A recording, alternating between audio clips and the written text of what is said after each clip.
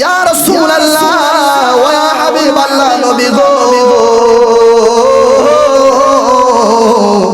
ও মায়ার নবীজি, এরা হচ্ছে আপনার উম্মতের মধ্যে এমন একদল উম্মত, এদেরকে আল্লাহ রাব্বুল আলামিন দুনিয়ার জমিনে অসংখ্য অগণিত ধন দৌলত দিয়েছেন, অসংখ্য অগণিত সম্পদ দান করেছেন।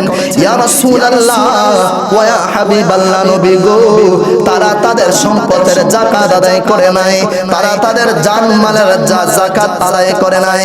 ইয়া রাসূলুল্লাহ, তাদেরকে আল্লাহ রাব্বুল আলামিন অসংখ্য অগণিত নিয়ামত দান করেছেন।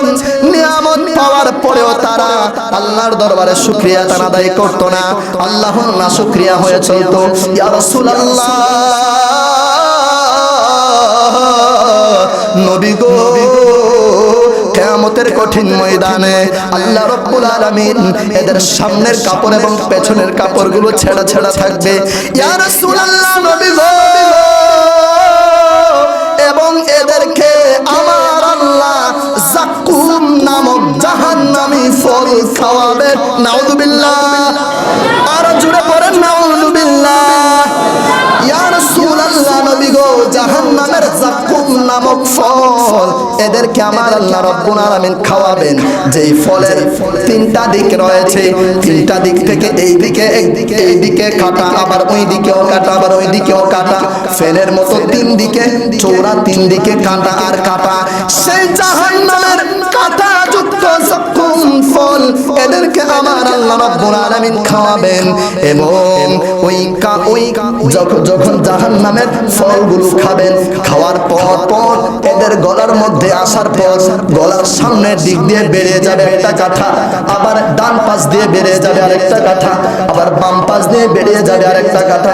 ইয়া রাসূলুল্লাহ, নবী গো, ওই কাঁটাগুলো এদেরকে এমন যন্ত্রণা দিবে গো, এমন যন্ত্রণাময় কাঁটা তারা খাবে।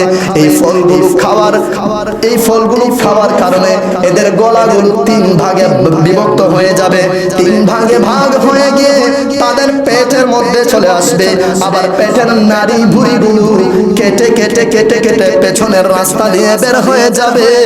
জবান খুলে পড়ি নাউযুবিল্লাহ।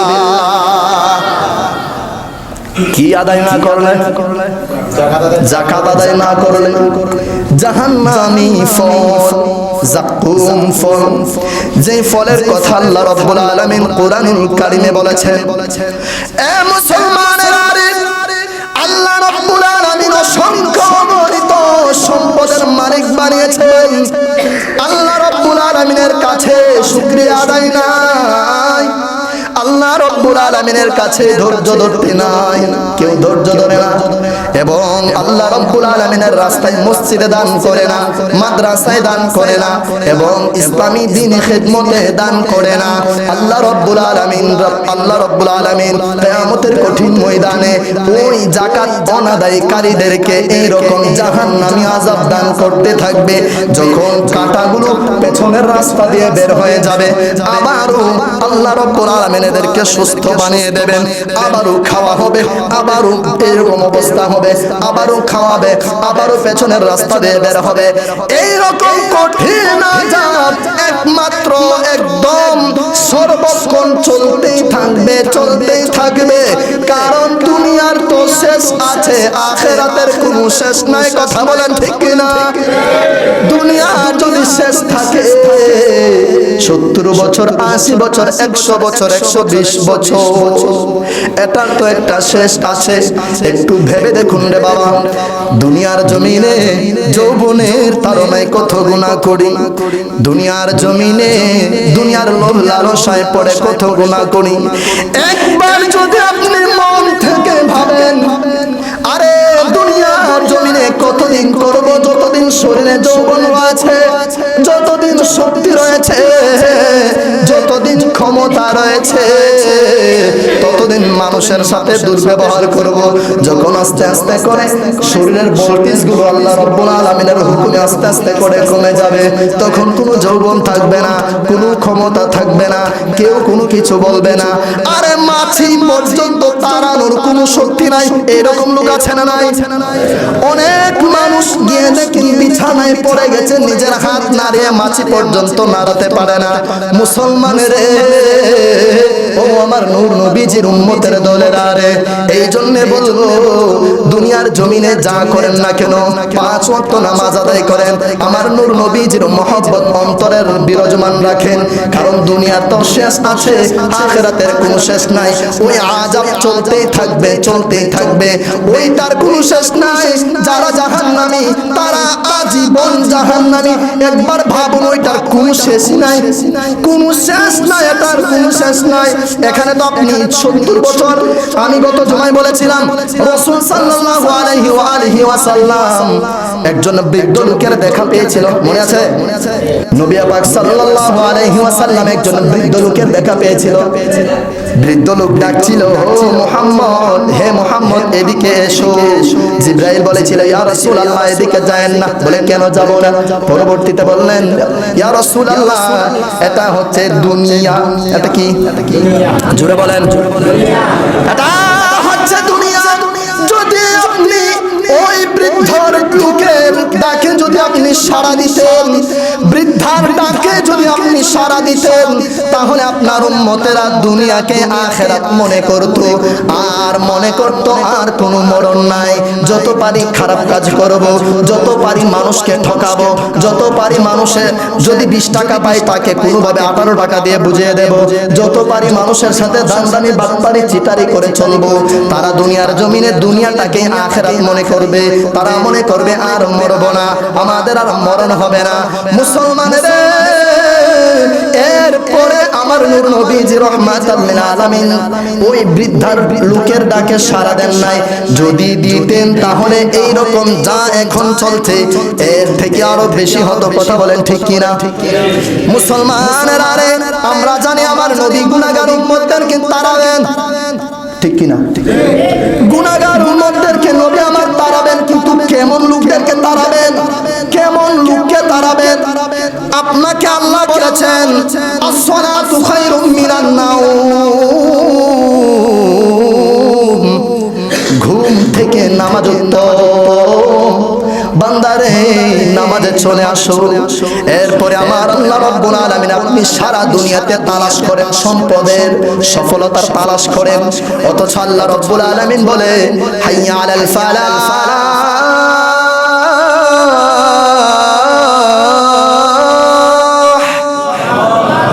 আরো জোরে বলেন আল্লাহু আকবার।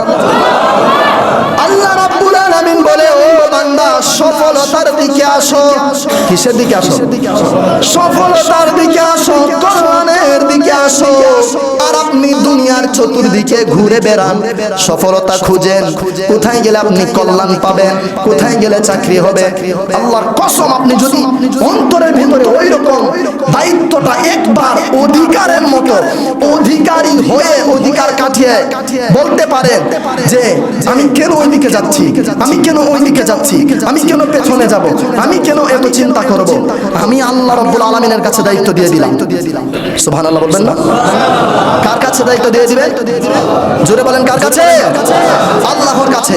আপনার সন্তানকে বিদেশে পাঠাচ্ছেন, কিন্তু অনেক সমস্যার সম্মুখীন হতে হচ্ছে, পাচ্ছেন না।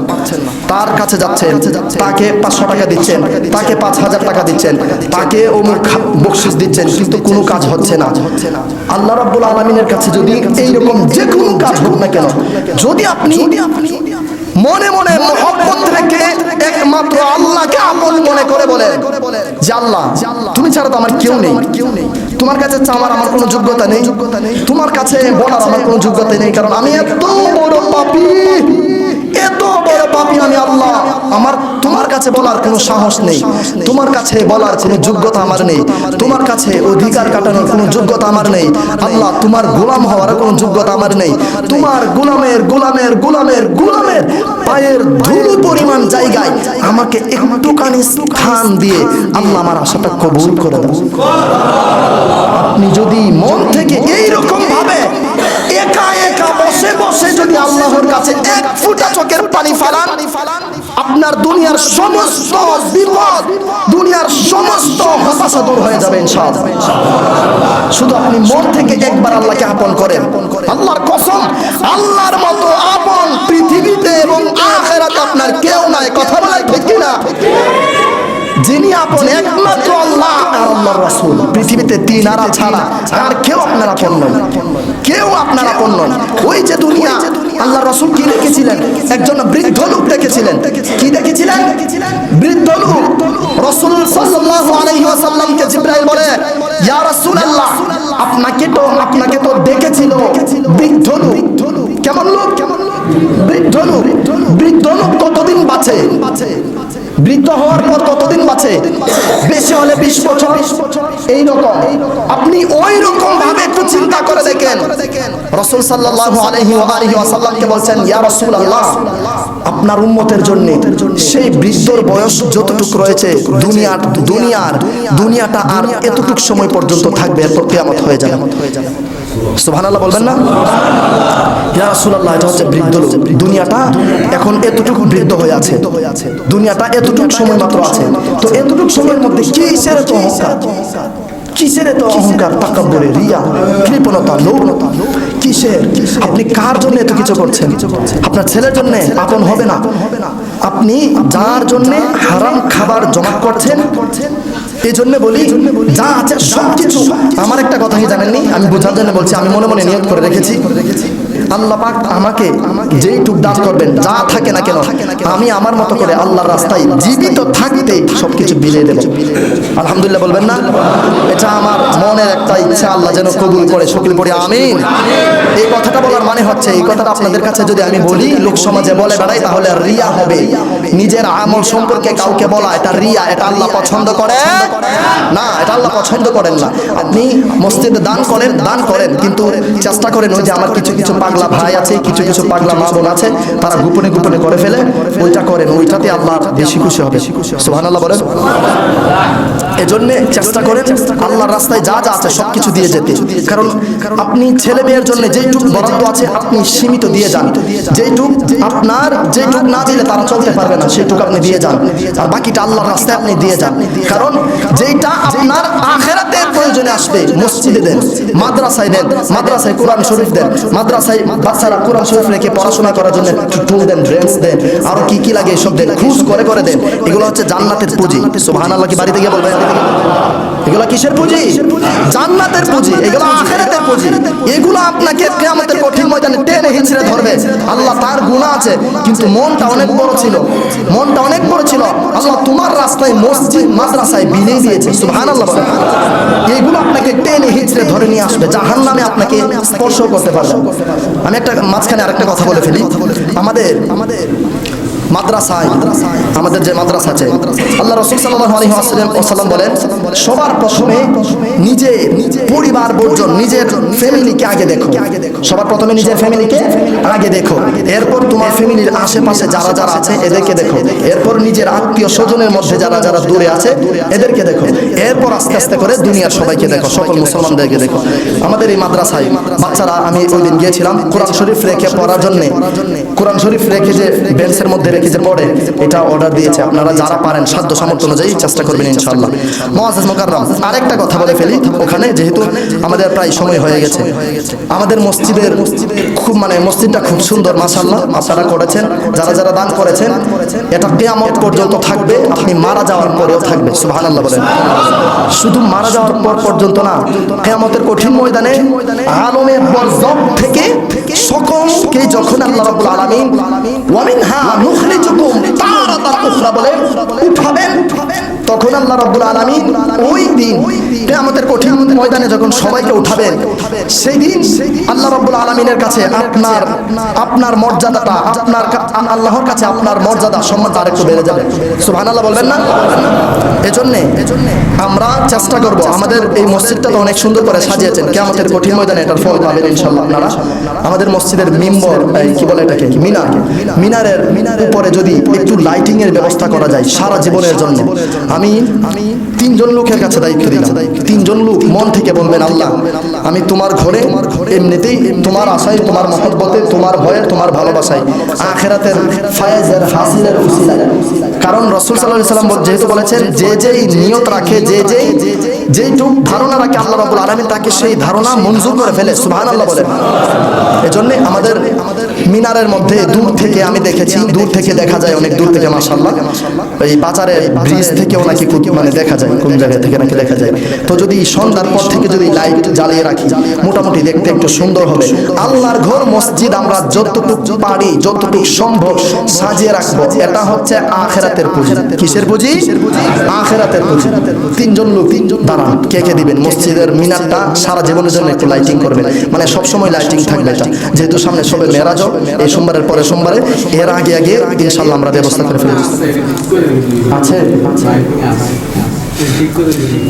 আচ্ছা ইনশাআল্লাহ এটা লাইট নাকি আছে। এরপরেও আমরা চেষ্টা করব আমাদের মিনারটা যেন খুব সুন্দর থাকে, যেন দূর দূরান্ত থেকে কিংবা রাত্রেবেলাও যেন খুব সুন্দর আলো দেয়, যেহেতু থাকে এটা, যেন আলো দেয়, দেখতেও যেন সুন্দর লাগে। এরপর হচ্ছে